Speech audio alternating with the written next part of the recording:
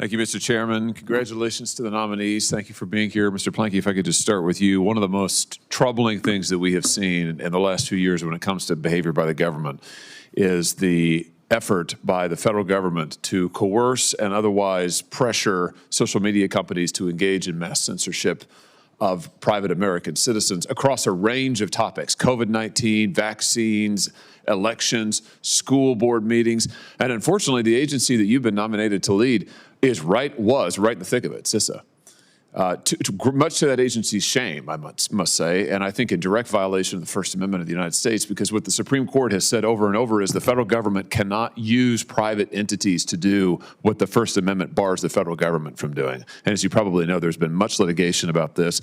The discovery in that litigation is damning for many agencies in the federal government, including CISA. So my question is, what are you going to do to ensure that CISA gets out of the speech regulation business, the surveillance business when it comes to private American citizens, and gets back into what it's supposed to do, which is actually to keep us safe, not to regulate our speech, not to follow us around online, but to be stopping cyber attacks and ensuring cybersecurity? Senator, thank you for that question. I believe to be an important one, and so does Secretary Noem and President Trump. It is not CISA's job, and nor is it in its authorities to censor or determine the truths, whether it be on social media or in any level of media. CISA will not do any of that work, will not be a part of any of that work if I am confirmed. I'd like to focus CISA on what it's mandated to do, and that's protect the federal civilian executive branch, as well as protect the critical infrastructure of the United States. Cybersecurity is a big enough problem. We have adversaries at our door, inside our house, and all over us every day.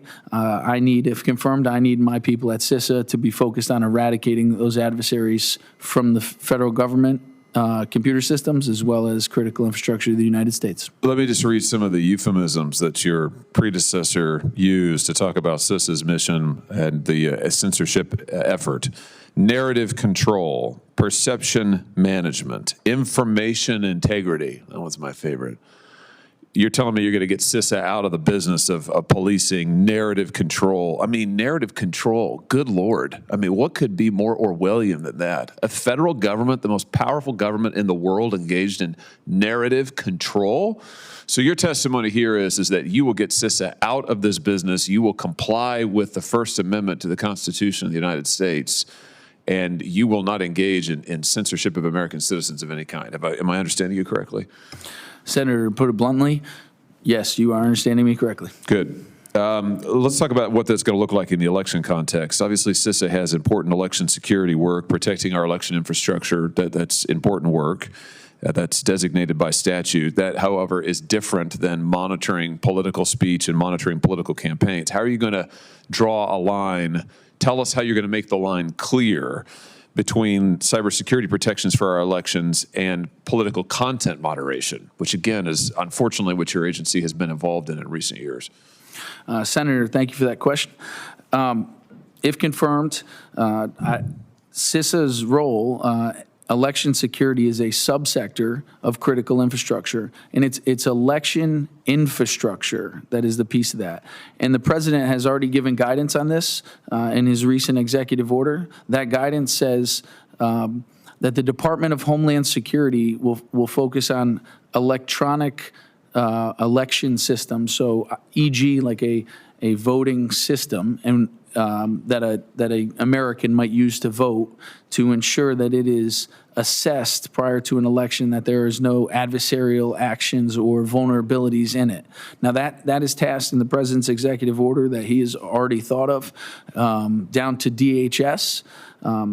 If Secretary Noem tasks CISA to do that, which I could imagine she likely will, my team, if confirmed, will focus on the assessments of that election infrastructure. Good. Well, everything you said to me is encouraging. I'm glad to hear it. I know that you appreciate that CISA has a major trust deficit, given what's happened in the last 4 years.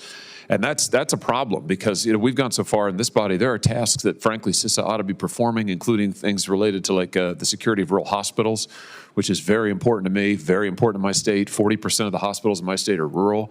We need the cybersecurity help. But frankly, we've been very reluctant to use CISA for any of this because CISA has been a surveillance and censorship machine for the last 4 years. This has got to stop. We've got to get this agency back on track, and I hope that you're the right person to do it. Thank you, Mr. Chairman.